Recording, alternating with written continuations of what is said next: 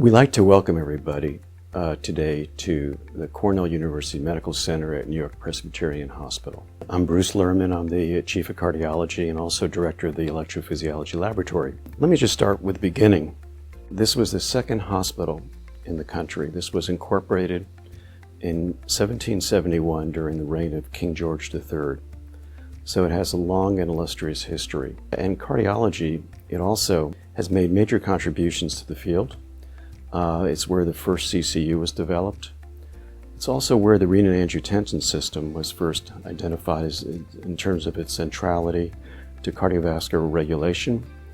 And the development of the first ACE inhibitor, captopril, was also developed here. One of the things that when you come to Cornell, you can't help but notice the majesty of the facade of the hospital. It dates from 1930 specifically, and it's a magnificent, beautiful hospital. And the reason why it is because it always represented what probably goes on within inside the walls of the institution. So I started at Cornell right after I finished my fellowship training, and I never left. I love working at Cornell New York Presbyterian Hospital. It is a place that has the perfect balance of outstanding clinical care, exceptional case mix and clinical volume, and a wonderful group of people to work with. Cornell has some of the most amazing people and colleagues to work with. It is full of people who are publishing, doing cutting-edge clinical and academic work, and yet we all tend to get along, collaborate clinically, collaborate academically. It is a very special place to be and work.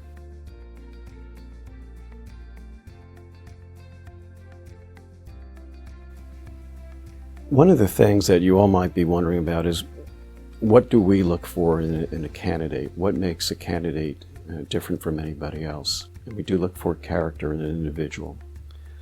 That's critically important for what we do. We also look for leadership qualities, and we also look for intellectual curiosity. We think that those are three very important components that make for an ideal candidate and make for an ideal cardiologist going forward.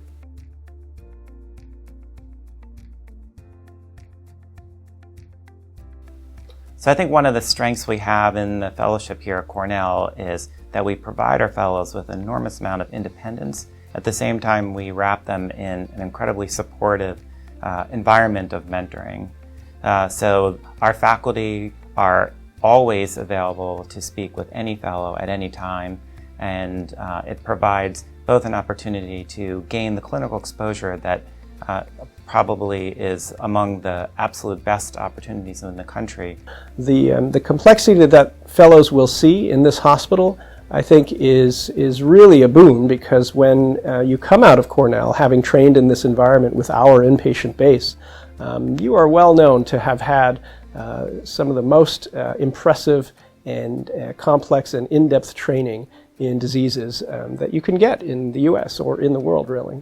One of the most exciting parts about my job is being able to interact with incredibly intelligent and dedicated fellows on a daily basis, reviewing cases with them, reviewing imaging with them, and being part of their education. So, top-notch clinical care, innovative research, and dedication to teaching, these are the key ingredients of a superior training program. And to me, Cornell Cardiology embodies all of these. To be honest, at Cornell, we feel we're the ones that are lucky to have our fellows work alongside us. Our commitment to them is unwavering. We dedicate our time and our days, our livelihood to our fellows. But we are the lucky ones to work alongside very talented and exceptional fellows. Because our faculty is so small, we are that much more invested in our fellows. It really matters to us that our fellows are well educated, have a great clinical experience, and are involved in clinical decision making and in the care of our patients. We're increasingly moving into new fields, whether it be echo-based strain imaging, radionucleotide techniques to look at myocardial tissue properties, using new radionucleotide tracers. And we've done so in a way that really integrates the fellows, both the general cardiology fellows as well as the advanced imaging fellows, in much of what we do. A big part of my interest in being here is in mentoring, subsequent generations of cardiologists, and in training them clinically, supervising and training them in research, but also working with them to understand how to think about approaching their careers and really mentoring them in a more holistic way so that when they're ready to leave here, they're able to go about it with a good idea of how to approach their careers. The mentoring here is phenomenal, I think, partly because we do have a very collegial atmosphere, and that does make a big difference. You feel like you can always reach out to your mentors. They're never hesitant to give you, feedback when needed and help you get to your next step.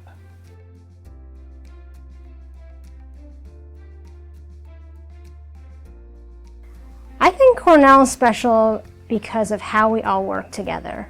And this is within our own division, but also with all the other departments in the hospital. It's a very collegial environment where we really take care of patients in a way that is multidisciplinary and work together as one big, large team. I think the patients really feel it, and as a doctor, you get to feel it too, that you're working within a team with your colleagues together to just make patients' lives better. It's not just faculty, it's a family. And I think that's kind of one of the highlights of our program, and that's what makes it so special. Support is unparalleled. Doors are always opened. I've called our faculty members innumerable times throughout the night when I needed help, and it was just welcomed with open arms. As long as we were doing the right thing and we were taking care of our patients, the support was just unparalleled. I trained here as a fellow and I stayed here as an attending. This is a very dynamic program, but it's also a very small, sort of a family. It feels like a family. We're all friends and family, including fellows. We treat our fellows like colleagues and family members. We become lifelong friends. I probably would never leave this place unless, if I had a choice.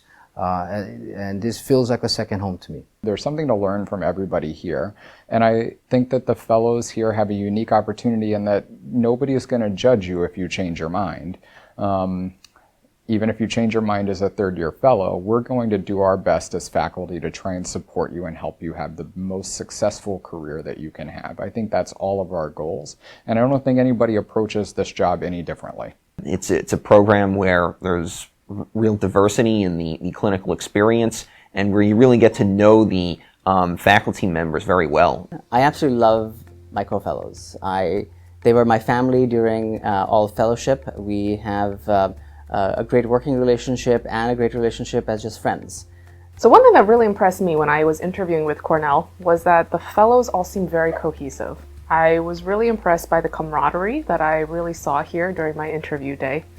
Sadly, that's not really going to be able to present itself as well this year with the virtual interviews, but I really did get the sense that all the fellows really got along with each other, supported each other, and really helped step in to cover for each other when they needed to deal with their own issues or if there were other clinical interests that they wanted to pursue. I know that everyone says this about their own program, but I really and truly believe it's the people. I think that Cornell Cardiology is unique in that, we're a powerhouse division, but we're a smaller size division, and as a result of that, you really get to know people very well. It is the strength of this program is that there are multiple individuals here who are heavily invested in our careers and are actively working to help us succeed. And so I was very grateful to have that support at Weill Cornell as a cardiology fellow.